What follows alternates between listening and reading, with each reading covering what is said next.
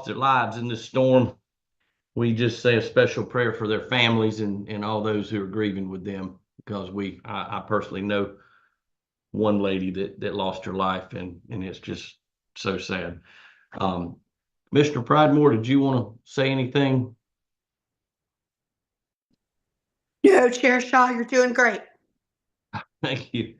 Well, we'll go ahead and get started in the order of the presentation that we've got, starting with Georgia Power Company. And I know we've talked about around 15 minutes or so to try to get this done. But if you don't need the full 15 minutes, obviously that's fine too, but up to 15 to go over, and then we'll have some time to take some questions as well. So I'll call on Georgia Power Company first. Thank you, Chairman Shaw. Can you hear us okay? We can. Excellent. Welcome. My name is Jeremiah Haswell. I'm the Director of Regulatory Affairs for Georgia Power. I have with me Cleve Fan, who's our VP of Distribution Support, and Cheeman Choki, who's our VP of Customer Services, and Jacob Hawkins, our Director of Corporate Communications. First, I think I'm going to start with a message that I believe many on this call will follow, that this storm is one of the most destructive, it's the most destructive storm we have ever seen hit the Georgia Power Company service territory. As you know, the storm entered in the Valdosta area where you are, Commissioner Shaw, and that picture behind you says it all. That's my front yard. Oh, wow. We had 80% of the state that saw hurricane or tropical storm force winds all the way from Valdosta through Athens and Augusta. And so this was truly a statewide event, and Georgia Power has mounted a statewide response. Before the storm even hit, a week before, we were monitoring the path, staging crews, staging personnel. We called on our mutual assistance network that we're a part of and brought in up to 10,000 employees staged, ready to go. We staged material. We set up sites where we could house that material, and we were ready prior to the storm hitting. As part of that effort, first thing, we got all the Georgia Power crews motivated and moving and responding very first day. They were all positioned and ready. We called in crews from Alabama Power, Mississippi Power, and today over 35 different companies from across, the mutual assistance network and other contractors. So there is a massive response here. We're now to 20,000 employees, boots on the ground, responding to the storm across the state. For some of the numbers that y'all want to report on, I'm going to turn it over to Cleve Fan to tell you how the storm response is going, where we were and where we're at and where we're headed. Yep. Thanks, Jeremiah. Hey, everybody, Cleve Fan. So Jeremiah touched on it. Most devastating storm we've experienced at Georgia Power in our history. So far, we've restored power now to over 1.2 million customers, largely driven by that preparation that was done ahead of the storm and the investments we've made in our system, to improve smart grid technology and things like our grid investment program. It has been just an incredible effort across the eastern half of our territory. Just thinking about the damage that we've seen, over 8,300 poles down. And just for comparison's sake, we keep track of the storms in our history, and over the last decade, the most poles we've seen across the state impacted was right around 2,000. That was Hurricane Michael, obviously a devastating storm in and of itself. So we've got Valdosta, the Savannah area, Waycross, Dublin, Vidalia, Augusta, Waynesboro, Thompson, all these areas impacted. The Augusta operating headquarters alone has over 2,000 poles down, including 2.5 mile section of road with only 3 poles left standing. So just an incredible amount of damage. We were talking with the National Weather Service, and I haven't seen anything official on this, but in our conversation, the damage that they've seen in the Augusta area it looks like 120 mile an hour wind type damage. So just an incredible amount of damage. I'll run through some of the other kind of factors we've got in terms of damage. Over 21,000 spans of wire down. You compare that to other storms, the largest we've seen before that in the last decade was about 5,000 spans of wire down. So really, when you're thinking about multiples of the amount of work to be done, 4 times some of these major storms we've experienced. And with the 20,000 or so personnel here, we've got 5,500 vegetation management personnel, significantly more than we've ever had on the Georgia Power system. 10,000 line personnel, including folks from as far away as California, Oregon, and Canada coming to help us. We've used our mutual assistance network. There's regional mutual assistance in our industry.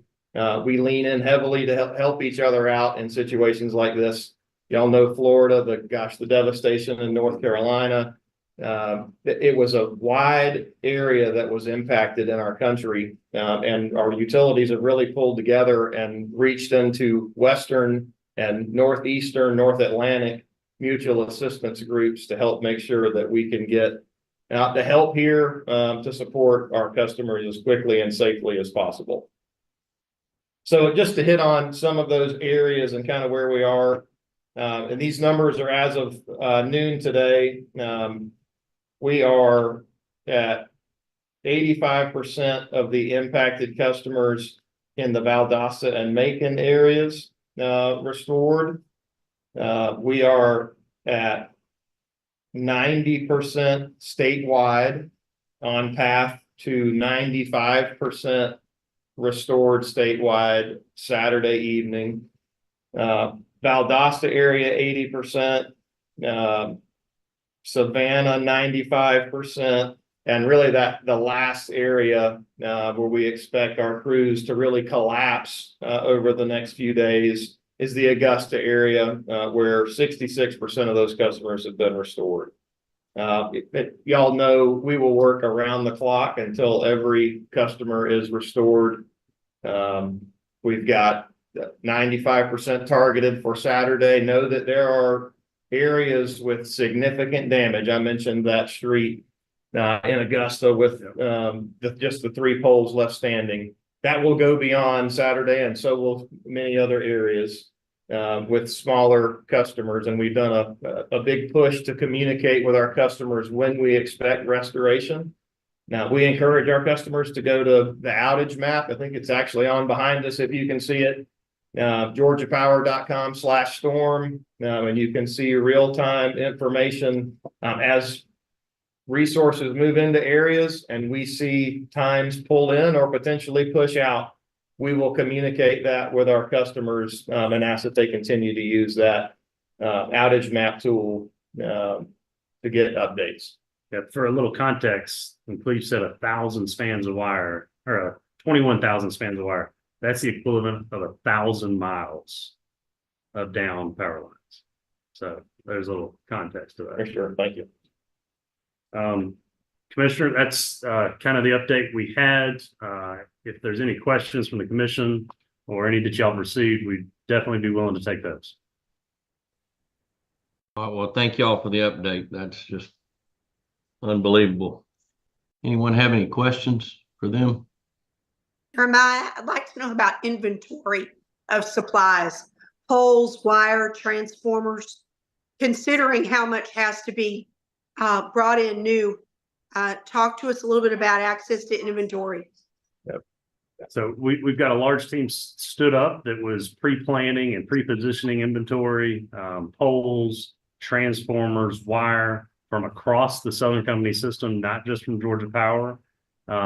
Those people continue to move truckloads of material daily. So far, we have not had shortages of material.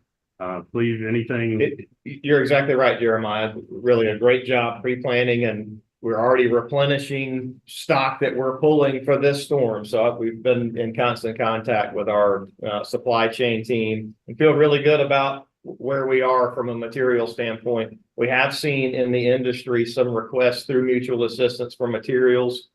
We have not had to make those. We've had to change our process, just do some processes due to the volume of work and the number of places that we have crews working. Now, you think about a typical hurricane type response, it might be a headquarters or two that are the most heavily impacted. With this being spread across the entire eastern half of our territory, we have over 20 staging sites with sleeper trailers and showers and lay down yards for material. We're taking material straight from the manufacturer to some of these staging sites rather than through our typical channel of through our material distribution center. So we have been able to avoid so far, Mr. Pridemore, any challenges with supply chain. Any other questions? Go Yes, ahead. Mr. Chairman. Yeah, go ahead, Commissioner Johnson. I would imagine we have a lot of media that can help us spread some safety messages out there. A lot of folks are probably digging out from their homes. What may seem apparently, what should folks do if they come across what appears to be a live wire? Is there a hotline or a number that they can reach out to? Yes, Commissioner. So we do have we have shared that information on all our channels, social media, online, and to customers as well. If there is a live wire situation, they can call into the outage line, and there's no wait times on that line, and report an outage, and then it is expedited. We keep that in communication with the storm center, and then we have somebody out there immediately to try and resolve it. Yeah, and so that number, Commissioner, is 1-888-891-0938. And we'd remind customers, treat any downline as if it's energized, never touch it, don't drive over it, anything like that, and make sure you call and report it. Great. Thank you. Thank you, Mr. Chairman. Commissioner McDonald. I can visually see a broken pole. I can visually see a line on the ground. Tell me about the impact of our transformers, the oil in the transformer when a pole is snapped. Is it retrievable? Is it out of service totally? What's the on the transformers, please? Sure. Yeah. So often when we see a transformer hit the ground, it is typically taken out of service. I'd say 99% of the time. So when we see 8,000 plus poles broken, those poles that have transformers on them, we have a process to make sure if there is some kind of oil leak, that is contained and done safely. And those transformers are either refurbished or recycled and replaced. But the magnitude of the work, when you have a pole broken, the pole has to be old pole removed, the debris removed, new pole set, new equipment hung, considerable impact to the duration of an outage. And Commissioner, sometimes those transformers may be left for a number of days. Customers be aware that we are coming back to pick those up for recycling and make sure there's no environmental harm as well. Yeah, it's a great. But there's not a transformer on every broken pole, though, is it? No, sir. No, sir. There is not. So where you've got 6,000 broken poles, you might have what? Yeah, we actually track those stats, and we're looking at over 1,600 transformers damaged. Thank you. Any other questions? All right. Well, as we said, thank y'all and especially thank you folks out there on the ground that are working like never before. It doesn't go unnoticed, and folks are just going to have patience as we all get through this. Yeah, thank you, Commissioner. And I'd like to say thank you to our customers for their patience. Know that we were prepared, and right now we're performing, but we need patience as we finish. Absolutely. Thank you. Thank you very much. Thank you. We pray for their safety, continued safety out there as well. Yes, sir. All right. Well, thank you, George Bauer. Next we're going to go to Dennis Chastain with Georgia EMC. All right, can you hear me, Commissioner? Yes, sir, Dennis. How you doing? All right, You hanging doing in there? well, doing well. You're hanging in there. Hanging in there. Well, good afternoon, everybody, and Commissioner Shaw and the other commissioners. Thank you so much for the opportunity to speak with you this afternoon. Talk a little bit about, from the EMC's perspective, what has transpired with Hurricane Helene and where we are with our restoration efforts. Don't have to describe the destruction. I think Commissioner Shaw's background there tells it all. Commissioner, if that's truly your backyard, it's probably close by, and that's our territory you're looking at right there. That's what it looks like across really wide swaths of our territory. We're kind of the same pattern that Georgia Power's got. Obviously, it came in south central Georgia and then went up the eastern side of the state. So, at its height, it probably affected most every EMC to a degree, but there are 11 EMCs in that south central up through the east that are the most severely impacted and still have major outages that they're dealing with. We serve mostly the rural areas in the state. Just to give you a little background, we serve 73% of the land area of the state, 157, 159 counties. We also operate the largest distribution network in the state, about 197,000 miles. That's counting all 41 EMCs in the state. So we're covering long distances and often long distances that have low density on them. Of these 11 EMCs that are affected, their average density is about 5 customers per mile. So a lot of line that's serving, very few people, that's going through some very rural parts of our state. So give me a few numbers on this. At our peak, we had about 435,000 EMC member consumers that were without power as of this morning. That number has dropped to around 150,000. So that's about a 65% restoration rate. We have basically crews in they talked about mutual assistance, our mutual aid network. We've got crews in the state helping these 11 co-ops that are still affected. They come in from 12 states, as far west as Nebraska and Oklahoma and Texas, and as far north as Illinois, Indiana, and Pennsylvania.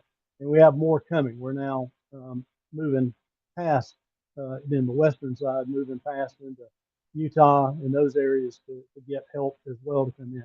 In addition to that, we have our native crews for the EMCs that have already got their outages repaired or didn't see significant outages.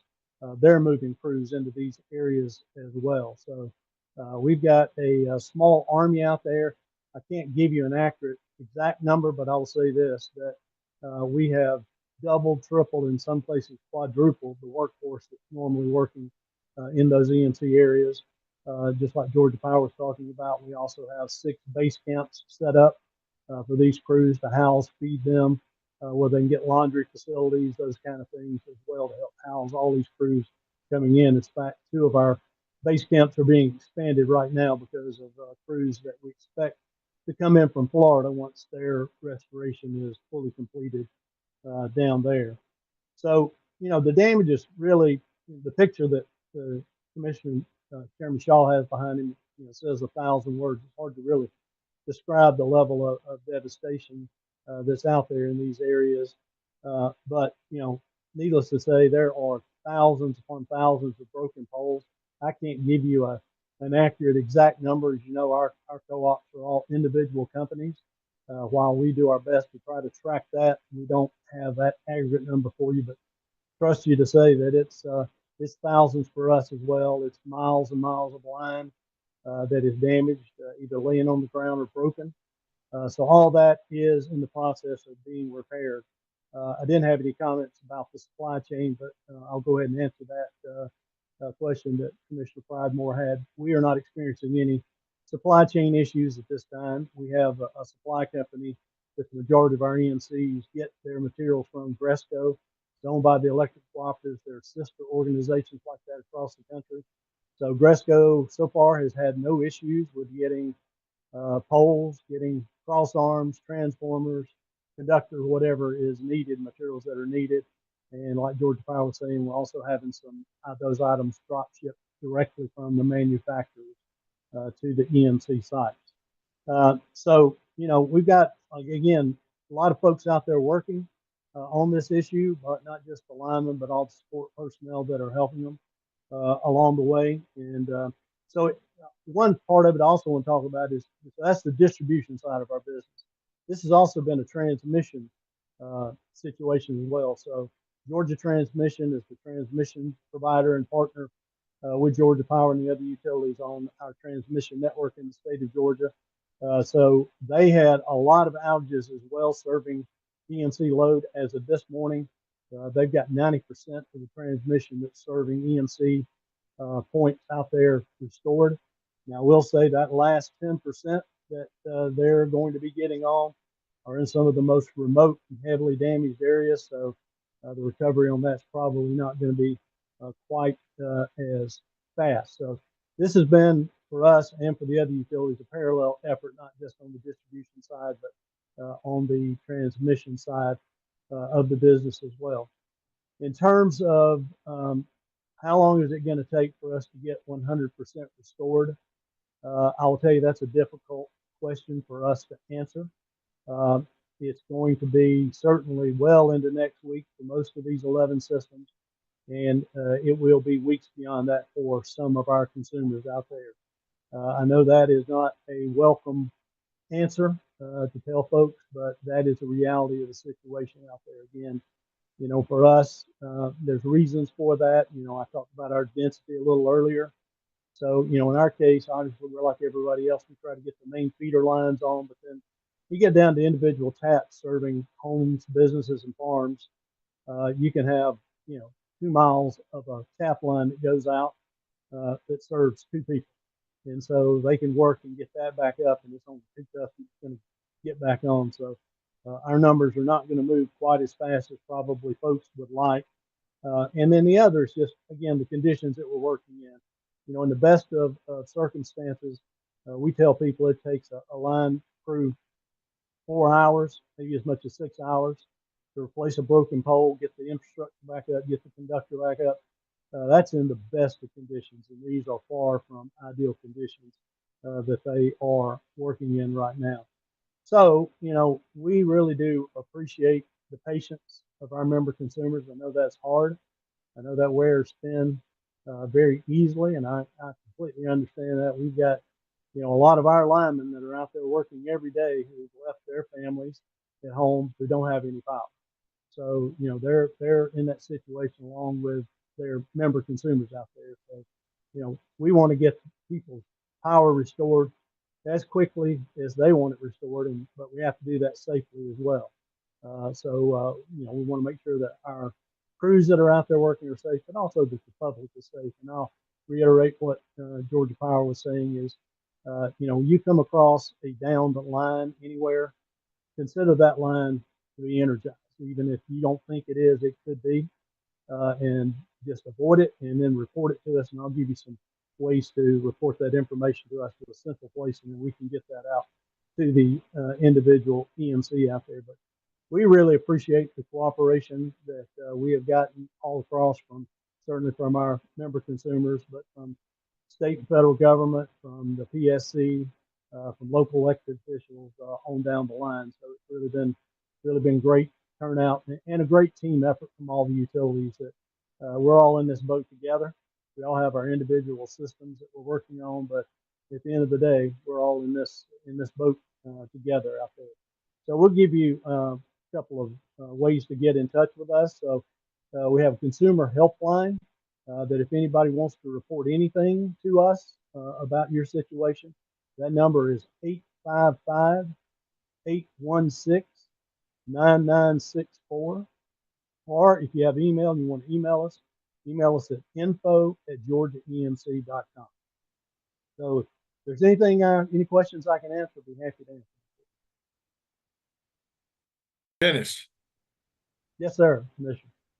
in the northwest corner of the state where it was basically rain, not a lot of wind, etc., what kind of relationship with TVA do our EMCs have there? Oh, we have great relationship with TVA and those local distribution co-ops up there. There are 3 of them that are part of the TVA system. they have crews from them that are down in South Georgia working alongside the crews down there as well. So great relationship with them. And they had no damage up in that area. Yeah. Thank you. Any other questions for Dennis? Yes, Mr. Chairman. Well, First of all, Dennis, thank you to you and your folks, and we wish them all of them out there working, that they remain safe. So many of the service providers in that telecom rely on this power. As your teams work street by street to restore electric service, are you or your EMCs coordinating with the cellular, telecoms, and cable companies so they know when to come behind you? Yes, sir. We are trying our best to do that. It's probably not a perfect system, but I would say, if there's a case where we are not doing that, to contact us, and we will do our best to coordinate getting the EMC and that particular provider connected with one another. All right. Thank you, sir. Again, keep safe out there. Thank you. any other questions? Well, Dennis, if there's anything that we can do at the commission, as you know, always just give us a call if there's a way we can help coordinate anything or just be of any type of help. But we'll continue to be thinking about you and your folks and all the thousands of folks out there working on behalf of other customers. Thank you. I appreciate that very much. Appreciate you taking the time to join us today too. Happy to do that. All right, next we'll go to Atlanta Gas Light Company. Yes, sir. Good morning. Good afternoon, Chairman Shaw and Commissioners. I'm Steve Murphy. I serve as Senior Vice President of Engineering and Construction for Southern Company Gas and for Atlanta Gas Light. I also lead our company's incident support team, which coordinates our responses to natural disasters. I'm joined today by Dean Marianos. Dean's our Vice President of Operations for Atlanta Gas Light. His teams from across the state have been leading our efforts in restoring the system and helping support the other utilities. First of all, just like everybody else, we want to share our thoughts and prayers for everybody who was impacted by the storm. Certainly, most serious storm that we've seen in our territory, though it may not have impacted our system to a great extent. Certainly, it's impacted our communities and our customers and our employees and the whole state. So certainly, our prayers are with everybody on that. As you know, we serve about 1.7 million customers in the state. We have a dedicated team of contractors, employees that help keep the system ready for those customers. Dean's going to go over a little more detail of what we've seen since the storm and how we've reacted and recovered from that. I think at a high level, it's worth noting that we were pretty fortunate overall. We saw minimal damage to the gas system. Most of what we witnessed were, individual homes and businesses that were damaged due to storm-related events, whether it was flooding or trees down and those kind of things, but nothing widespread impacting the gas system. So our focus right now is to continue to focus on restoring service to the customers as they're able to receive it, as they get their homes and businesses ready to receive gas again. But we're also continuing to assess our system, looking for more damages or anything we need to address. But a lot of our focus at this point is just to help support the other utilities and the communities as they recover from these efforts. So that's going to stay our main focus. Our number one value is, of course, the safety of our customers, our communities, and our employees. And that's where we'll continue to keep our attention in these coming weeks. But I'm going to let Dean go over some of the statistics for us and let you know kind of what our teams have been doing out there to help support the system. And we'll share at the end, what to do in case there is some sort of emergency or somebody smells gas and what we would love for the media to share with others. So, but with that, I'm going to turn it over to Dean. Okay, thank you, Steve. Hey, good afternoon, Commissioners. My name is Dean Marianos. As Steve said, I'm Vice President of Operations for Atlanta Gaslight. My team is responsible for the daily operations and maintenance of Atlanta Gaslight's gas infrastructure. So what I'd like to do is just give a quick update on our damage and restoration efforts. So we have two phases in our storm response that I'd like to discuss with you. First phase being the damage repair in the immediate aftermath of the storm. And the second phase is our restoration phase, and that's the phase we're actually in right now. But let me first discuss the immediate aftermath. While customers were affected, like a lot of people have already said, throughout all of our service areas, the largest concentration of damages for us were obviously in Augusta, Valdosta, Savannah, Jessup, and Vidalia. There were 1,100 total instances of individual damages to our system. It was primarily caused by uprooted trees damaging our main and service lines, and trees just simply falling on meters that were attached to homes and businesses. Now, all 1,100 of those damages have been made safe. Approximately 60% of those affected customers have also had their service restored. For the remaining 40% that we have made safe, we can't yet restore service because of the extent of other damages to those homes and businesses. Now, we stand ready to restore service to those customers once the customer is ready. They can call us at any time and we'll respond and restore their service, but we're also proactively visiting sites to see if they're ready in case they can't call us. We have and will continue to collaborate with the other energy providers throughout the state to coordinate our response with theirs to assure a safe process. Now, the next phase, which is the one, again, we're in now, is restoration. Now, we anticipate there are going to be additional damages to our system over the coming days and weeks due to the power being restored, tree removals, pole installation, debris clearing, all those things. But we have more than 150 people, both internal employees and Atlanta Gaslight contractors, which is about 4 times the normal number of folks that are just sitting in Augusta alone for that service center, assessing damage and restoring service. We continue working to identify any additional damage by using mobile leak detection in heavy damage areas. We're out there using ATVs in areas that are hard to access, and we even have an airplane that's assessing the damage in our right-of-ways. And we'll continue to deploy as many resources as needed until we're done. So finally, let me go over just a couple other ongoing support activities. Atlanta Gaslight will continue to temporarily suspend shutoff for not pay customers in these affected areas during this restoration period, and we'll evaluate at a later time and when the proper time is to resume this activity. We will continue to provide energy assistance programs through United Way to customers, and we've reached out to our marketers to request that they work with their customers to provide bill assistance and payment plans as well. We have provided and will continue to provide updates to key external stakeholders, local and regional state leaders, and key customers in the area.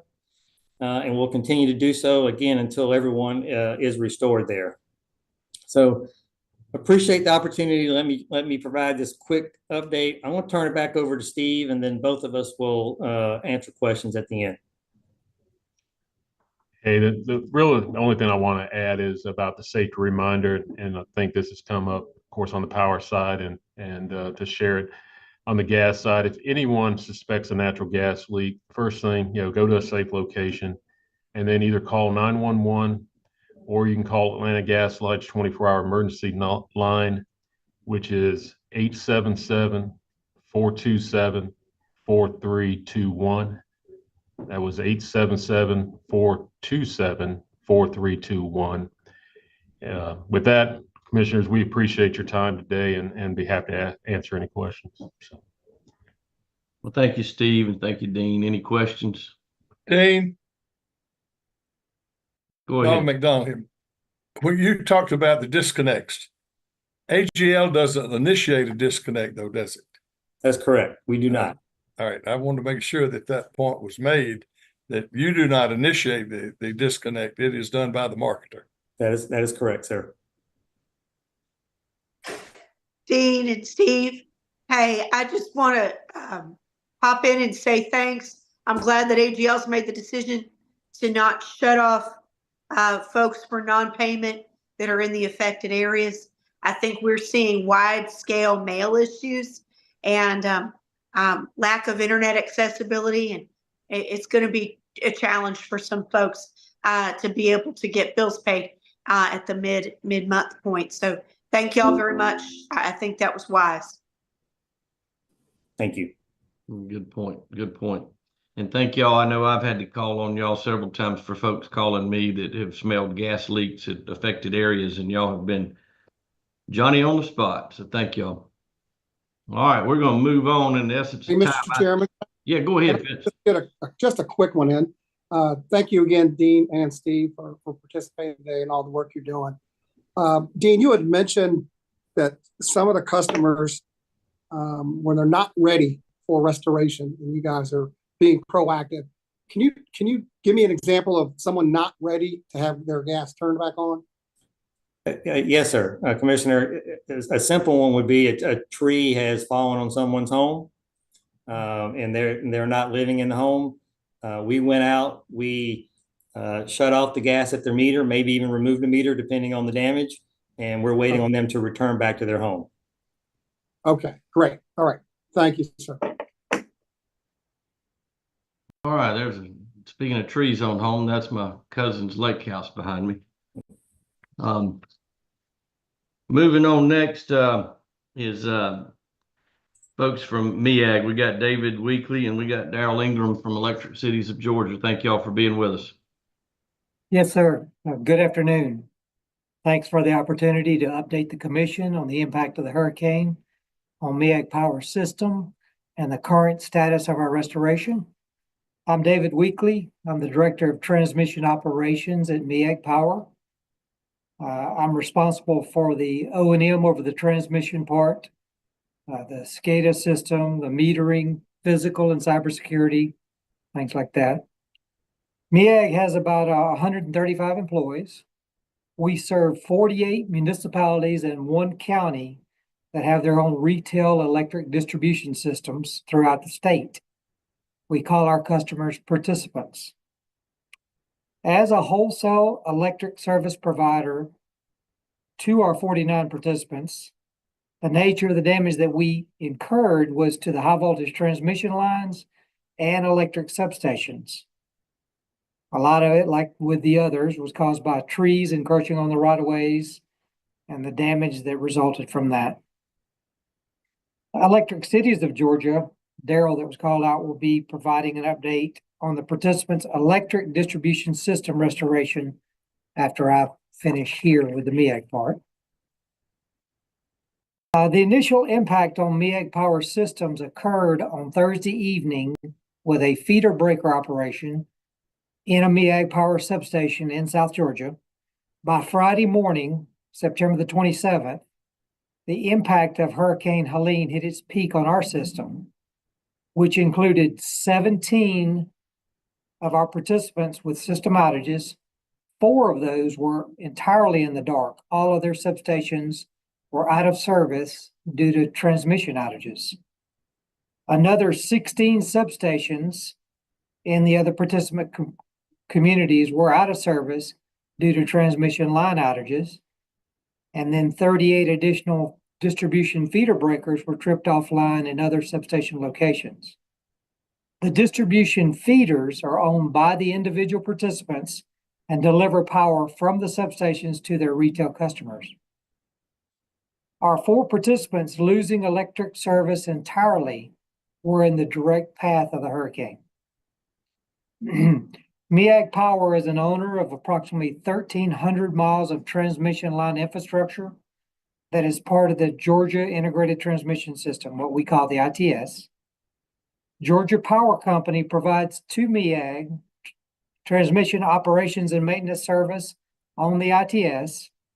and they were principally responsible for restoring MEAG power transmission lines and substations back to service. But in addition to GPC's efforts, MEAG power participant communities and other maintenance contractors also provided support in clearing trees off transmission infrastructure, and our transmission staff, including construction and O&M coordinators, test engineers, electronic maintenance technicians, were all dispatched to support Georgia Power and Georgia Transmission's restoration efforts. All of the MEAG Power wholesale facilities, including the four communities who lost electric service entirely, were returned to service by noon on Tuesday, October the 1st. We appreciate the efforts of both Georgia Power Company and Georgia Transmission in the joint restoration effort that worked very well to get the lights back on. That's it for me. Do you have any questions? Any questions? Commissioner Knott, let me jump in and give you guys an update. I'm Daryl Ingram, Chief Operating Officer with Electric Cities of Georgia. I think many of you know Electric Cities of Georgia, or ECG. It's a statewide association for the 52 municipal owned, with one of those being a county, Crisp County. We're also responsible for coordinating the mutual aid assistance agreements with all of these cities and are deeply engaged in that as we speak. Of course, our areas of concentration will be similar to the other power companies. Of course, the geography really started through city of Thomasville, Quitman, up through Adel, Douglas, Fitzgerald, and then on through to Sandersville, Sylvania, Elberton, and Washington. Each of these utilities realized 80 to 100% outages at the time of the storm. And I'll give you a little information where we are today. Through ECG, we have prearranged mutual aid agreements with all of these utilities in the state. But we also have national mutual aid agreements with the American Public Power Association, which we use to expedite staging crews and dispatching crews around the state. To give you an idea, some of the states you've already heard. We've had 10 states that have assisted us, as far away as Massachusetts, Maryland, Oklahoma, Nebraska, Illinois, Indiana, but also Texas, Alabama, Kentucky, and Louisiana. Those crews are still in operation and through restoration today, actively trying to get the poles on. One of the challenges that we deal with that is different than the cooperatives is being municipal. We're condensed systems. And so we're short spans, a lot more services coming off the transformers and off the poles. Plus, we also have a lot of joint use poles with the other utilities and, of course, the telecom and cable providers. Of course, this adds a lot more complexity in restoring service in the municipal areas. Excuse me. In short, the process associated with this restoration, in our view, is really not a repair. We're in a rebuild stage, quite frankly, with these communities that I mentioned. I can report that collaboration with all utilities has been exceptional, very collaborative, because we're all working together with the EMCs, Georgia Power, and the telecommunication communities. It's worked very well. Except for the city of Douglas and the city of Fitzgerald, most restoration of single and three-phase primary should be concluded on Friday of this week.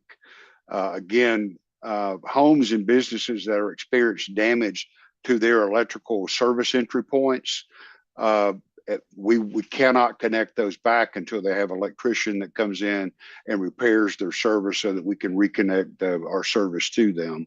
And we're dealing with much of that. Douglas and Fitzgerald have had and experienced the most major damage of all of these. And we still have hundreds of men and women in those cities as we speak, working 24/7 to repair power. I can report as of this afternoon that Fitzgerald Utility Commission has about 85% of their power back on. They anticipate having all of their primary distribution back up this afternoon or sometime this evening. Douglas is a complete disaster zone, probably much like Commissioner Shaw and Valdosta, which is very similar. But Douglas, right at this point, has 50% of their power up. We anticipate that they're going to be working on restoration, even with their primary systems, through the first of next week in Douglas. We have close to 200 people on the ground in Douglas, with crews, as I mentioned, from all over the country. We do not have any firm numbers. Again, all of our utilities are individual, but we have lost a lot of transformers and, of course, poles. It's been significant. We have not experienced any supply chain issues whatsoever. Poles are being delivered. We're also a member of Gresco that Dennis mentioned earlier. Gresco has been a great partner in moving material, and they were ready for this storm. Each of our utilities have unique contacts. If anyone runs into any challenges, they can contact ECG through ecoga.org, and we can make those connections to get anything taken care of. That concludes my report. I'm happy to answer any questions you may have. Well, thank you, Daryl. Yeah, and I knew Douglas and everything in between here and there, Pearson. It's just like you said it exactly. It's a true disaster zone. It is. Any questions?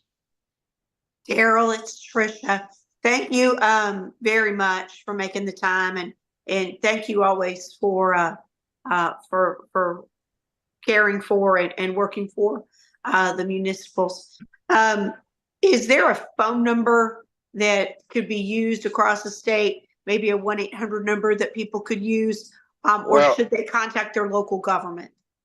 Well, they should contact their local government, because in our case, we're dealing with local governments. But if they have a problem, because they are still in a fire drill, and especially in Douglas and Fitzgerald, they can contact 770-661-2784.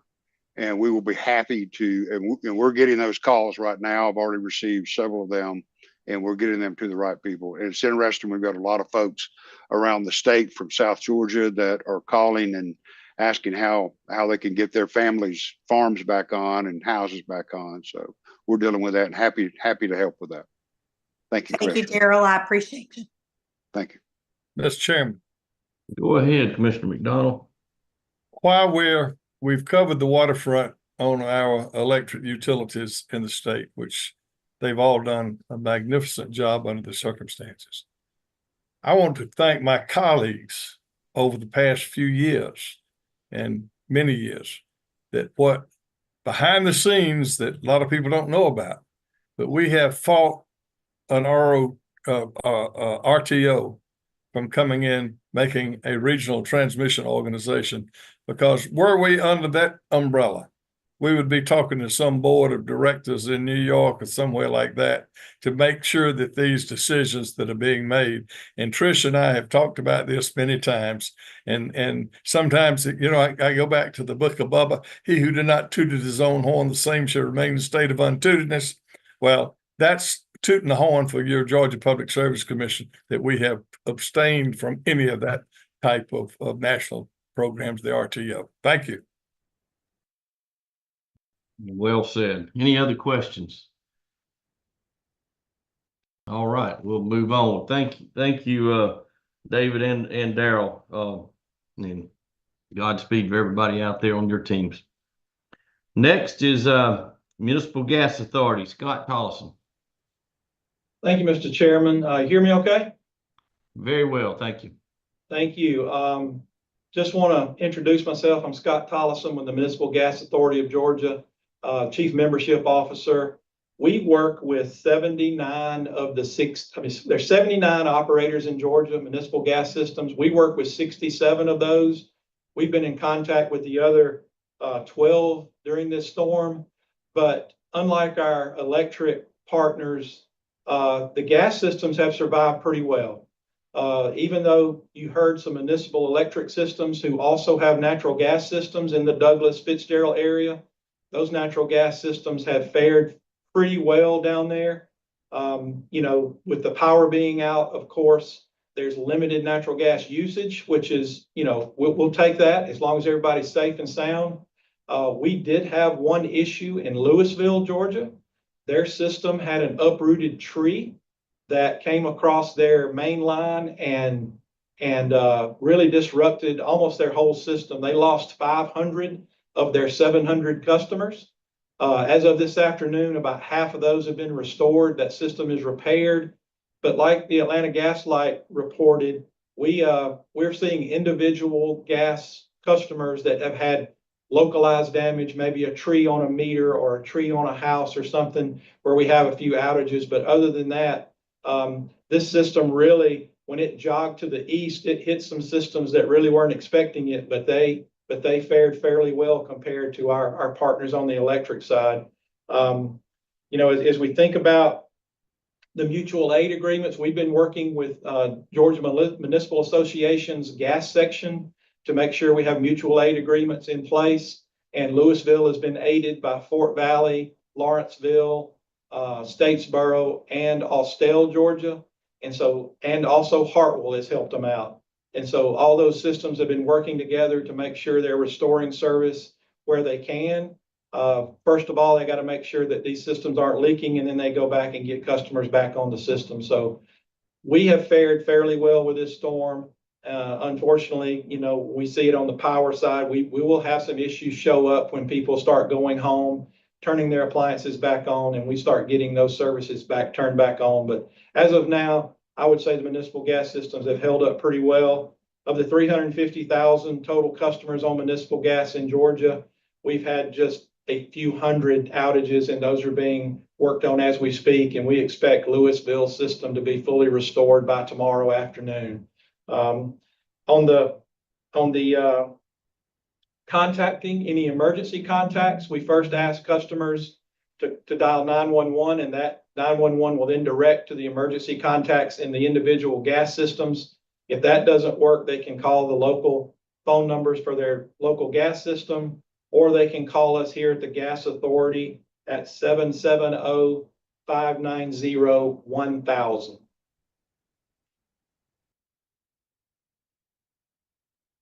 Thank you very much, Scott. Any questions?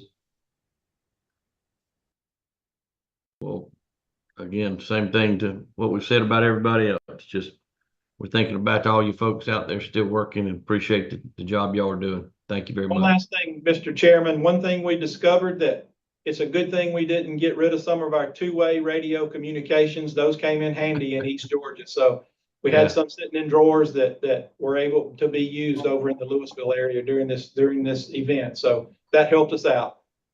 Yeah, I talked to an EMA director in one of these rural counties yesterday that told me that he ended up during that period, he had a friend that had a ham radio, and was able to get him to send some messages out for him on a ham radio. So that's a true story. Yes, sir. Thank y'all for having this. Thank you. All right, we got Josh Morris on from GMA. GMA, Georgia Municipal Association. All right, we'll move on. Liberty Utilities, Bobby Avery.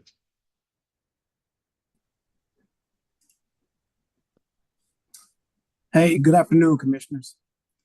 Hey, Bobby, how you doing? Thank you for being with us. You're doing well. Hey, thank you for allowing Liberty Utilities to participate in this session.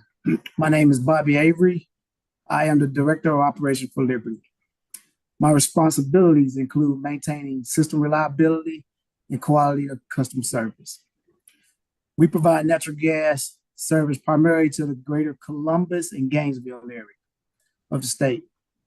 Combined, we have 96 employees and about 62,000 customers. Our heart goes out to the communities that was most impacted by the storm. And like most utilities, Liberty prepared days in advance, and we had hourly updates with our field employees to ensure safety was at the forefront.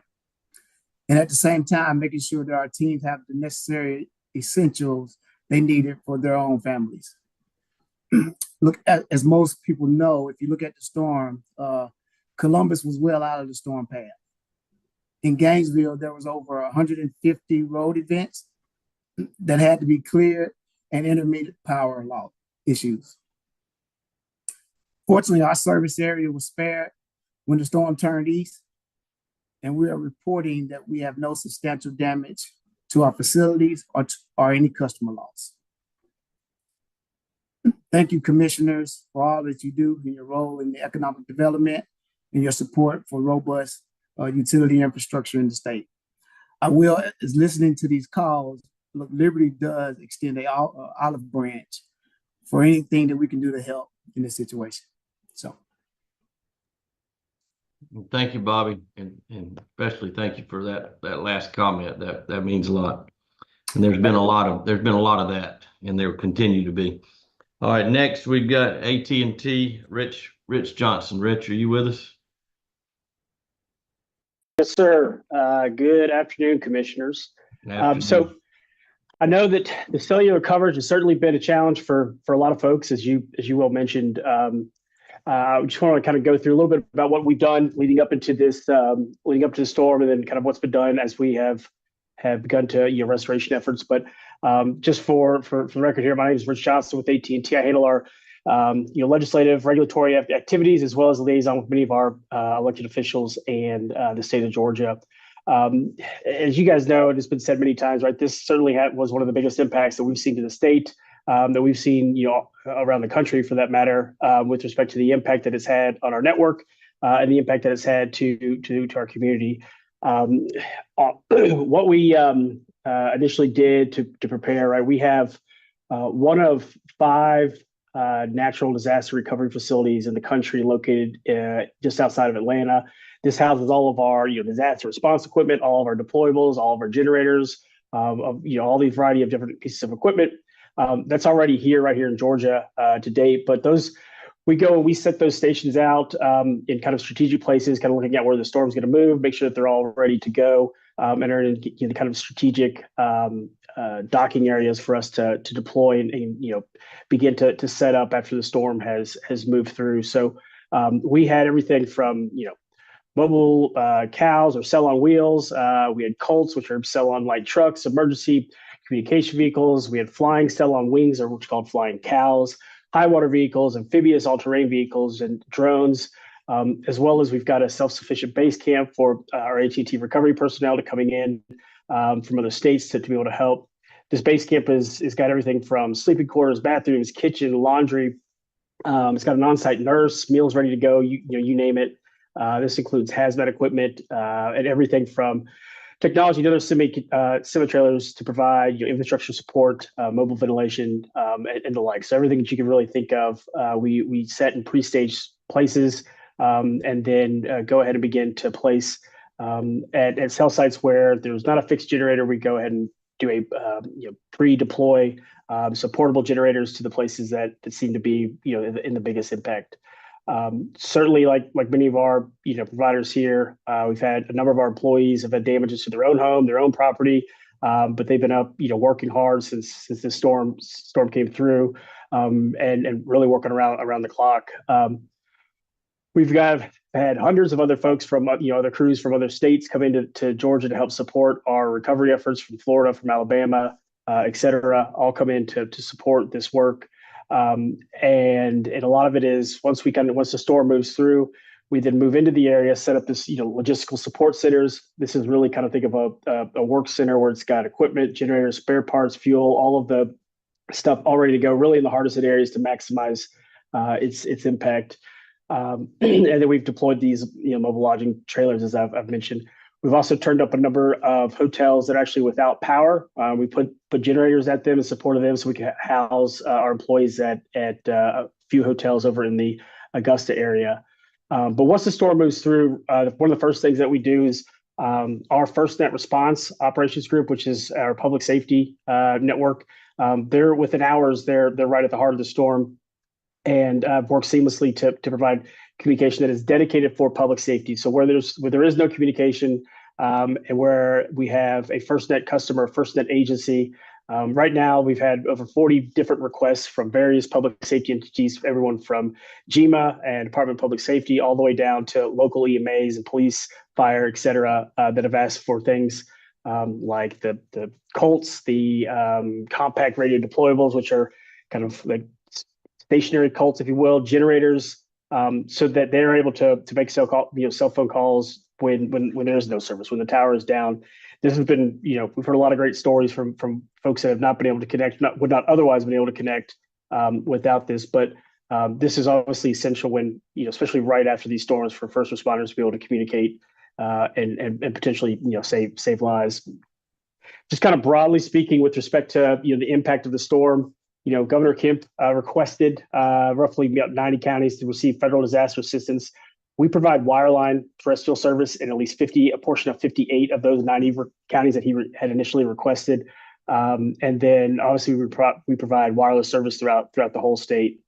With most hurricanes, we did have some significant infrastructure impact everywhere from Valdosta all the way up through Augusta. These things like fiber optic, backhaul transports that were impacted. We had impact to cell towers, buildings, and all kinds of other facilities. Just like many others here have talked about. But once the commercial power was kind of lost at certain locations, we were able to turn up fixed generators on those cell sites that, if they had them, backup batteries, and any of the pre-deployed generators were able to turn up and keep those particular cell sites up. But where we have issues such as fiber outages or fiber cuts, or where after the storm we were trying to get a generator to that cell site, but didn't have access to the actual location, those are the ones that we have seen not have service. But we've been working since the get-go, and from all the sites that we initially had down, now 84% of all those sites have been restored back to normal. And then as power and access, we're able to get back in there and power is turned up. We're able to determine, is it a transport issue for those 84% of those sites that are left.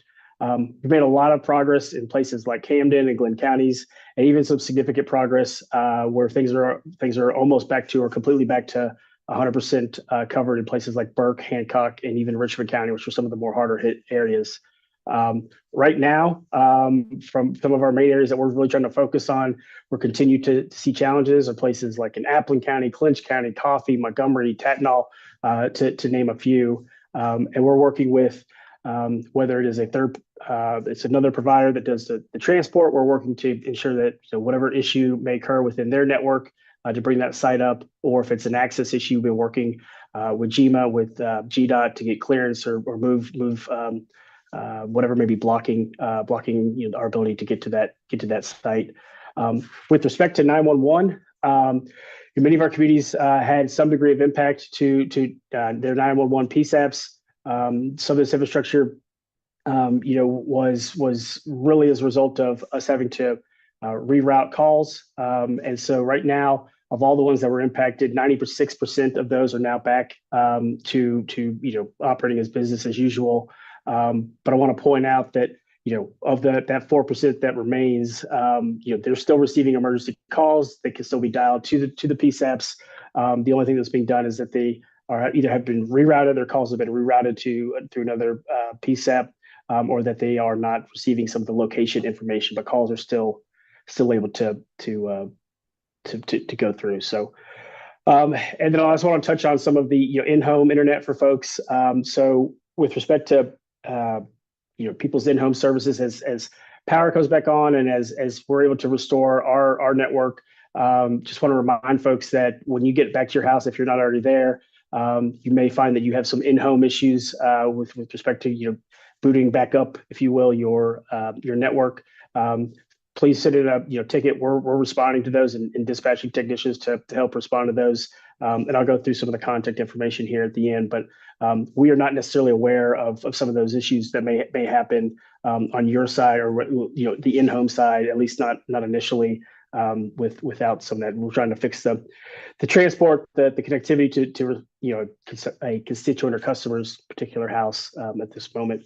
But we have started to see an uptick in some of those where fiber has turned back up.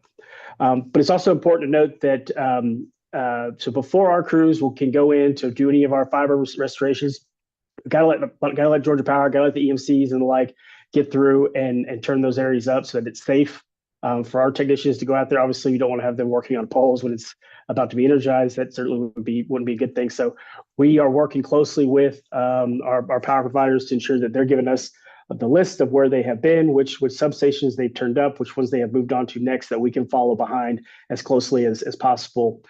This helps really try to make sure that we're as efficient as possible with respect to our restoration, which will generally follows, like I said, follows right behind them. But I do want to point out one of the challenges that we are continuing to see, even as recent as today, is that we've gone through, we've made repairs, we've reconnected, backhaul transport, and then facilities are then later damaged and cut, only requiring us to go back, have to go redo the work that's already been done. This is a real challenge when depending on which fiber you cut, you could have cell service, and all of a sudden something is cut and you take down a number of sites. So these facilities, when they're placed and kind of in a temporary status, we're putting markers on them and flags on them to try and bring some notice so that folks don't necessarily cut them. But really want to emphasize just how important it is as this cleanup work continues, that if you see a fiber line or see a telecom line down, do not cut it. This could in many cases this can be very disruptive, and sometimes we've already fixed it. I can think of a couple instances, one in Appleton County where it literally was cut 3 times, the same spot 3 times. So we've had to go back there and repair it 3 separate times. So all this does is just kind of slow down the progress. It's certainly not something that anybody wants. But I will leave you with kind of, we've got, we have sent some charging stations to some of the shelters in the area, so that folks that are staying in shelters in Valdosta area or Augusta area are able to, charge their phone or their devices. And we are working with customers on a individual basis if they have overages on their cell phones. Once they're able to have connect, we're waiving all those overages through the end of the month here. And then if you have any questions or issues, customers can reach out to us at 1-800-288-2020 24/7 for support. Our retail stores are open. The only ones that there's a little bit of a limited hours are in the Valdosta area where they've got a curfew currently. But where the stores can be open, they're all currently open and able to accept anybody's questions or help that they may need. So, but I just want to thank commissioners. Thank you for this opportunity to speak. Happy to answer any questions, and happy to see how we can help. Well, thank you, Rich. Any questions? Thank you, Rich. Hey, I know we've gotten lots of calls about cell towers that are down or cell towers that do not have electricity. I believe AT&T has been making sure that cell towers have generators. And talk us through a little bit more about that work, please. Yes, ma'am. So when a cell site is down, oftentimes if it doesn't have a fixed generator, then we are going and trying to deploy a portable generator to that site. There's a substantial amount of work that's going on currently, given how long we're in this state. I know all this work is being done, but we're having to go back to refuel these generators. There are times when generators run out of fuel. We actually brought in tens of thousands of gallons of gas from outstate into the state to make sure that we were prepared so we could do that. We don't have any fueling needs or any issues with respect to being able to refuel them. It's just we're literally going out and individually checking on each one of these sites to make sure they have enough fuel. They generally last a couple days before they need to be refueled. But as we make those, they're up, and as long as those sites have power, that they should be operating. For folks to be able to make calls and the like.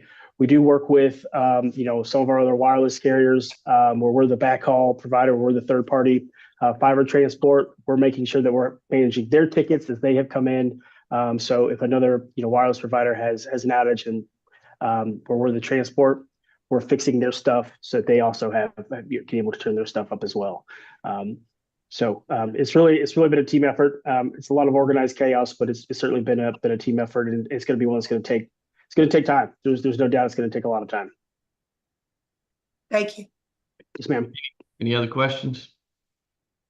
All right. Well, thank you, Rich. Thank you very much.